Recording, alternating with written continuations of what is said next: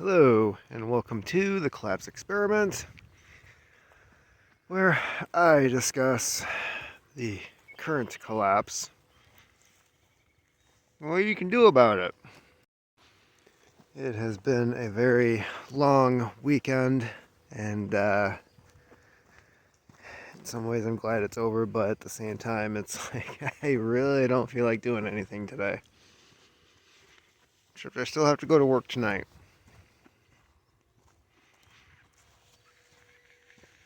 So there's a lot of talk about food shortages, which I think, just like any other conversation we've had about food shortages in the last year or two, is probably going to be forgotten, and forgotten quickly, because they're saying that we're really, truly not going to see the effects of it until fall. And as you can tell with the current way that the news and the news cycle works, things do not stay in people's heads for very long. Everything is very temporary. I'm surprised people were talking about that certain illness for 2 years. So for them to be able to, it's not even the news media. It's like the independent media that is bringing this up. For them to be able to keep people's attention for that long, I feel like there's already like some burnout happening, and that's not going to help anybody. So this is my compost system on the back of the property. As you can see, it's various stages of breakdown. A lot of grass clippings, leaves from the birch trees, kitchen scraps, some cardboard, shredded paper, a lot of your nitrogen, a lot of your carbon for the most part. And try to keep this thing going. Unfortunately, in northern Michigan, a lot of this is still frozen. It doesn't look like it, but you start digging into it and you're getting these frozen clumps of dirt and grass. And it wasn't, I've seen videos where people are able to keep their compost going throughout the winter, but I think that situation is, for one, we're in the back of some woods here on the property. Two, there's no shelter. This gets covered in snow. It gets rain, freezing rain. This thing's not going to keep the heat going and the bacteria doing its thing throughout those months. So, not very productive over the winter. This is a compost shifter that I was starting to use yesterday. I was able to get like a 5-gallon bucket. Really wasn't worth the effort, but just wanted to kind of see where we're at, get some things going, and yeah, something to consider. I didn't pay anything for this except for maybe the screws I used to put this together, the pallets picked up on the side of the road, then assembled together, and yeah, I've got 4 bays on here. If you are lucky enough to have a piece of property, it's a good idea to get familiar with your land, because you look out your window, you see a bunch of trees, maybe you see some deer going through. It's actually a really good sign to see more wildlife on your property, because the only reason they're there is because you have food on your land. And you probably don't even realize it.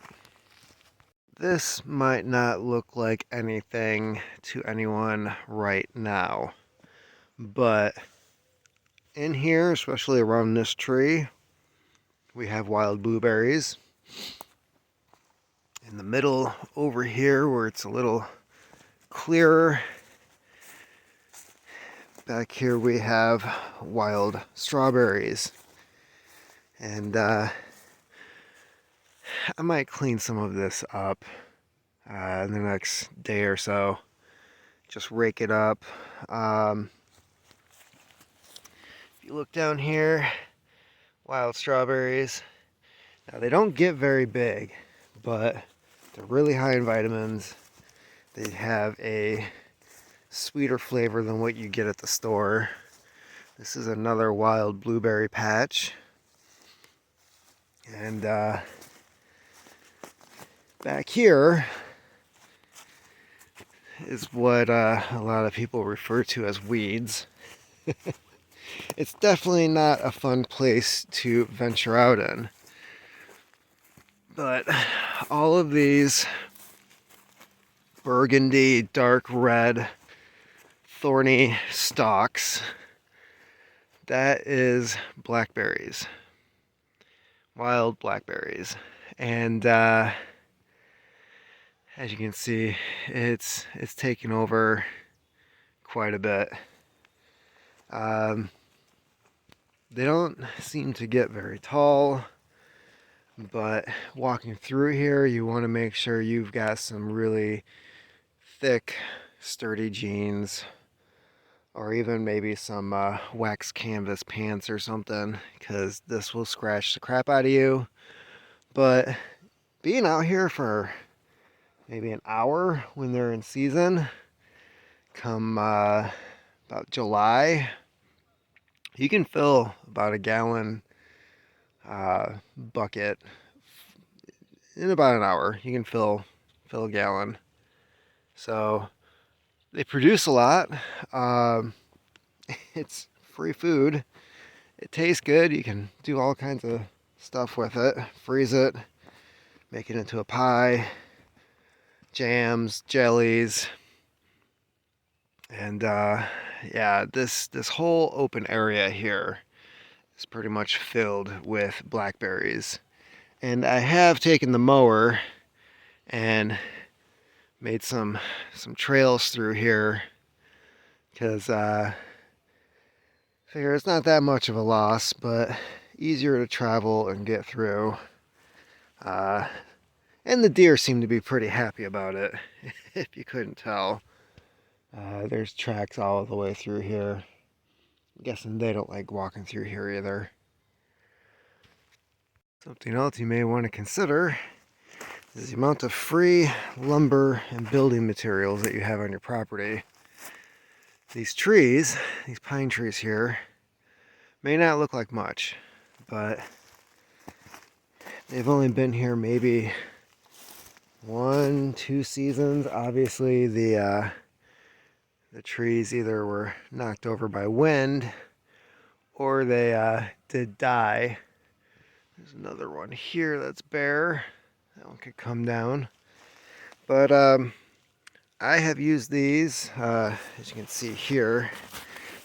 I previously got some logs from this one here. Used them for fence posts.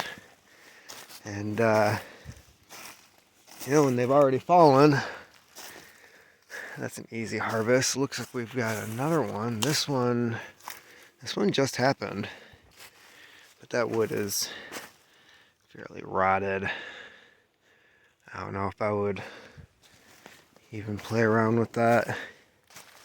Might not be worth it. But you know, some of this actually feels pretty solid. Sometimes all it takes is a woodpecker to start playing around with this, and next thing you know, the rest of it's coming down. But I could actually get 4 or 5 posts out of this for a fence. Maybe fence in the garden. And, you know, it's only a couple hours of work, so better than going to Lowe's or some lumber yard and spending God knows how much on lumber these days. Has lumber come down in price at all? I doubt it. I haven't checked lately, but last time I looked into it, I was not happy about that. Oh yeah, I don't know if you can see it, but the trees are watching us. Okay, so we're maybe 50 yards away from where we were just at, and it looks like there's more trees that fell. We've had some really high winds lately. Yep, this one snapped at the base. This one already has some fungus growing on it, which means that this died a while ago. You know, the fungus isn't a bad thing. I smell smoke. Maybe it's the neighbors getting their heating system going. But yeah, the fungus is not necessarily a bad thing. You do want some fungus in your garden. There are different microbes that you want in the soil that helps feed the plants. So not a bad thing. I would just cut that off, that bottom section there, and use the rest of it. But yeah, looks like I've got some work this week to do. Get the truck back here, load it up with some logs, haul them out. And there is one last thing I wanted to show you guys back here.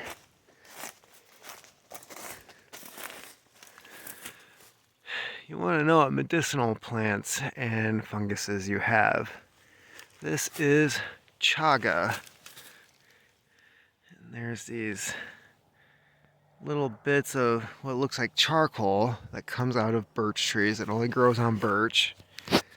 Now, when you break it off, this is where I've already harvested some. This will be a gold color right here. And you know, the outside looks like burnt charcoal. And this is a massive hunk right here. This would actually, if I was to break this off and sell it online, I'd get some decent money for it. But I like to use it myself, especially during the winter.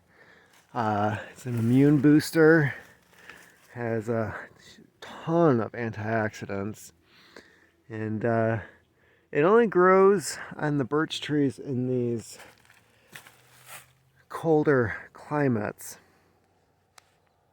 So I could go into more detail on how to use it, but in a short, easy explanation, you grind it down, or maybe use like a coffee grinder, and it turns into a powder form, and then you make a tea out of it. Some people will just boil it straight in the water for a period of time, and then use a sieve to get the chaga out of it before drinking. Or it does settle at the bottom. You could just drink it until you get to that. I use something else, but yeah, has a woody flavor. It really doesn't taste like what you would expect with how it looks. And you know, it's things like that you want to figure out that's on your property. It's just another asset for when things go bad. You're going to want to know your water sources. This isn't a stream that I would use in particular for getting water from. This is really just the runoff from the snow melting. But it looks like the deer have been using it. A lot of tracks around here. And there's a lot of fallen trees back here. A lot of these are just rotted old birch trees. Not the best firewood, but it's what we have, birch and pine. There's some young, really young maples that I wouldn't touch. Like to get some more maples in this area. But yeah, this is let's see here. This right here is the end of a birch tree that I harvested last summer. So ended up getting a lot of wood out of that. And these are two of the logs I left behind. They already have fungus growing on them. So this is the patch of mushrooms that we're trying to grow. It usually takes 2 to 3 years for them to really start producing, but this is one of the logs that I cut over there. And you take a drill and you drill some holes into the log while it's still sterile and not getting infected with any type of fungus like this one is on the side. And you buy these wooden dowels. They're really small. You pound them into the wood and then you seal them up so nothing else gets into it. And you know, over time the spores of the mushrooms, they take over the wood, and next thing you know, you're getting lion's mane, and what else did we get? Oyster, I think some shiitake, but this is another one. And again, the end of the wood here starting to break down. That's actually a good sign. Hopefully the spores are doing what they need to do. Holy crap! Well, we're already going to be harvesting. Well, it looks like we are going to be getting some early mushrooms. That's awesome. I was not expecting any this year. Really happy to see that. So I really want to cover the basic ways of getting food in your local area, which is gardening, hunting, foraging, and I don't know if you can see it, even trapping. And that is a trap I set up for the little guys that keep trying to get or successfully getting our chickens. It sucks, but that's one of the things you have to keep in mind when you live in an area like this, is you're not the only one who's hungry. And regardless of how many defenses, deterrents you put up, their hunger is going to eventually outsmart or outwit anything you come up with to make sure that your chickens or your rabbits or whatever it is that you have on your property stay safe. So, just something to think about. Okay, so this is the garden plot that I started last year, and we're gonna see, these are the tomato plants that I had. They did all right. They weren't great, but did get some fruit from them, saved some seeds. As you can see, as the fence came down in the fall, mostly due to some windstorms that we had, the deer got in here and That was the Brussels sprouts, which never got to see the end result, which kind of sucks. As you can tell, I've been fertilizing this already. This is chicken droppings. Here we have the strawberries that we planted. Looks like they're coming back, which is pretty awesome. Once they get rooted in, they're hard to get rid of. That's why we have so many wild strawberries here. This is where the potatoes were. I'm not doing potatoes over here this year. I'm gonna try to get some fresh compost in these rows. No, actually, correction. This whole area is going to be mostly potatoes. That's what I'm planning. And I'll show you why. As you can see, the soil here, it's really just sand. It's very sandy. I'm gonna try to add some amendments, do something different with it. But I was able to grow potatoes fairly well in the 3 rows up there. So I'm gonna take the potatoes from last year, plant them again here, and expand that, and I'm moving the actual vegetable garden elsewhere. As for the fencing, I'm not going to be using the bird net fencing. I believe it was 10 feet tall, and instead I am going to try using fishing line. Really cheap Walmart variety fishing line, and basically tied around these poles, run it to the next pole,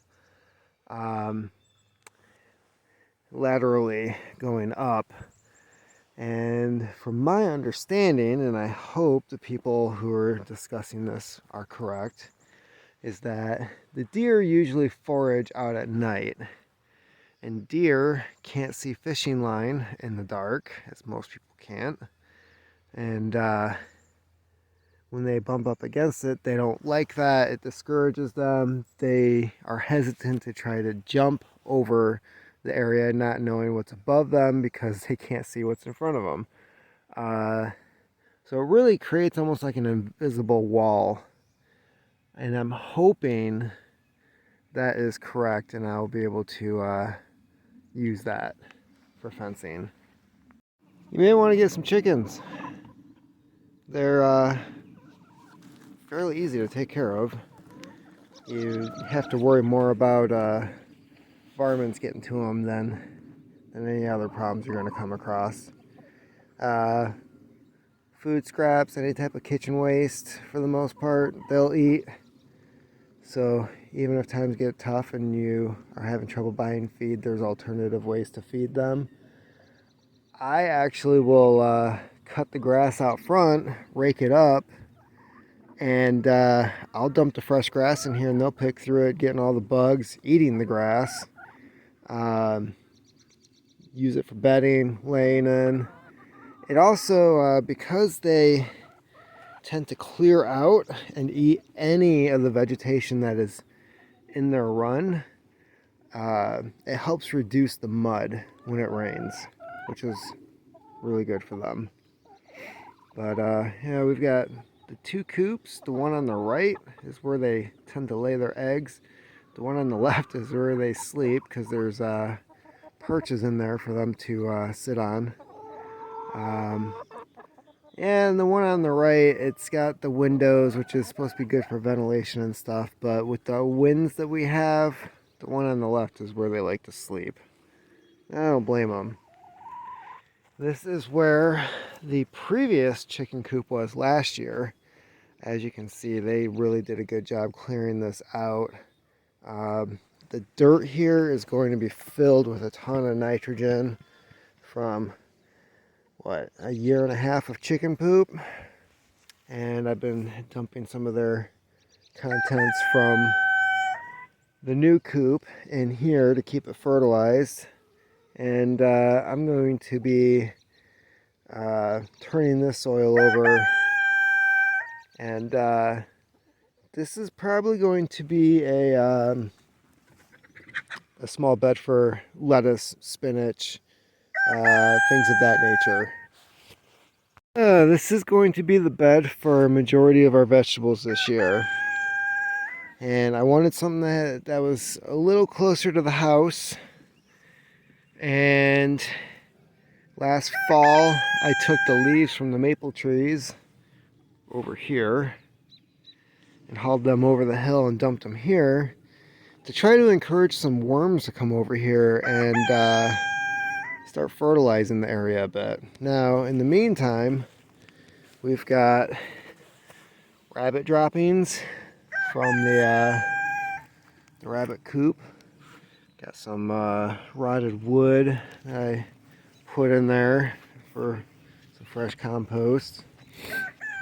Have the leaves. I'm going to rake those out when things really start to thaw. And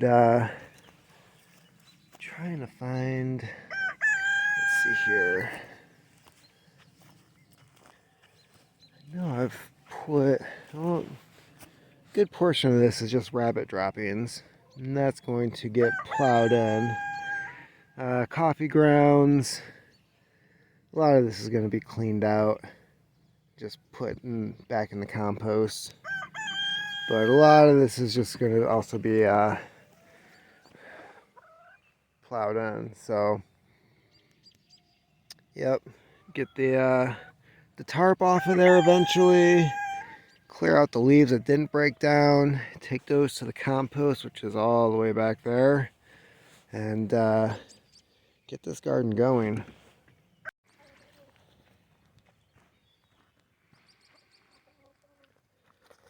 He's doing his dance.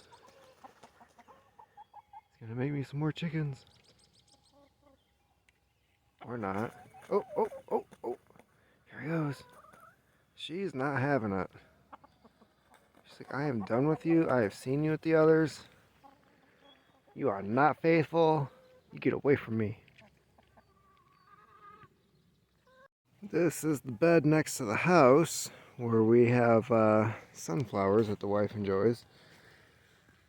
So, I don't know what this ground cover is, but this grew in. And I moved the rabbit hutch over here, trying to clear some of it out and let them fertilize it, but it looks like I'm just going to have to plow that under. It's not grass.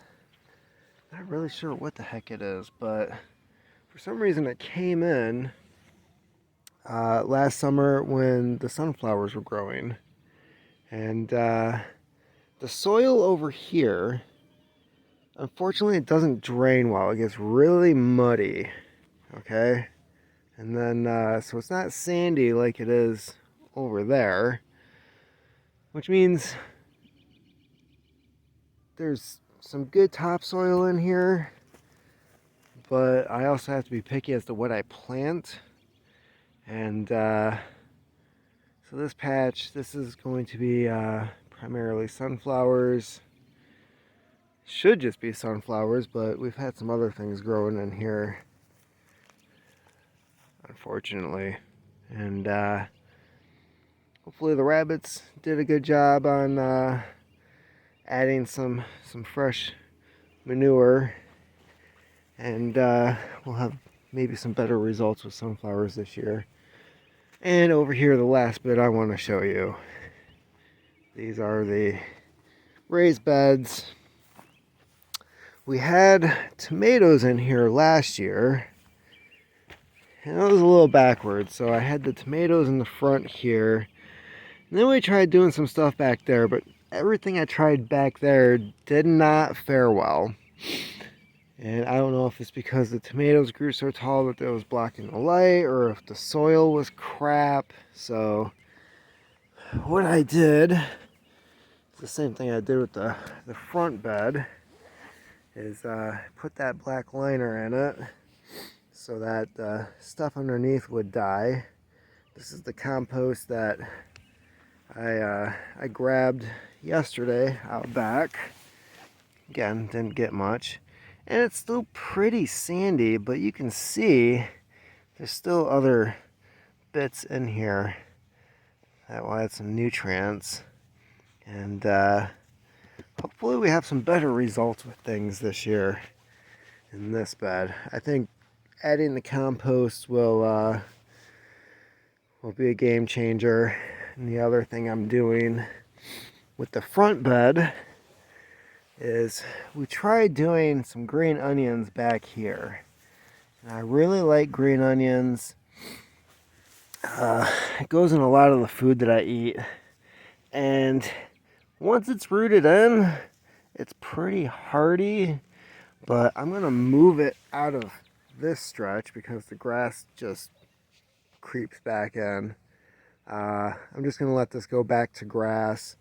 I'm going to take the green onions out of here, transplant them into the bed in the front, and I think we're going to do some herbs and some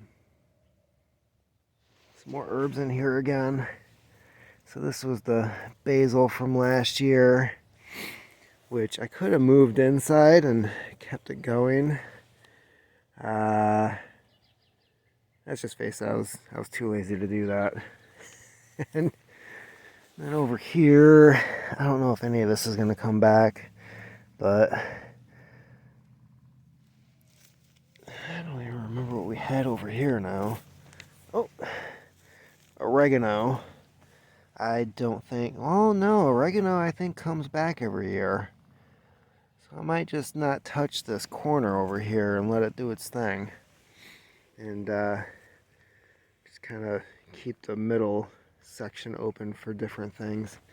I did plant some garlic, and it looks like the garlic is coming back. So I'm gonna have to keep that in mind when I'm cleaning this out. And it looks like this garlic bulb split. So we're gonna have several bulbs there. That's the thing with garlic. You have to plant it in the fall the year before in order to get a harvest the next year. So that's something I've always screwed up on. I'm always planting in the spring, and then I can't ever figure out, why don't I have bulbs in my garlic? And well, it's because I didn't plant it at the right time.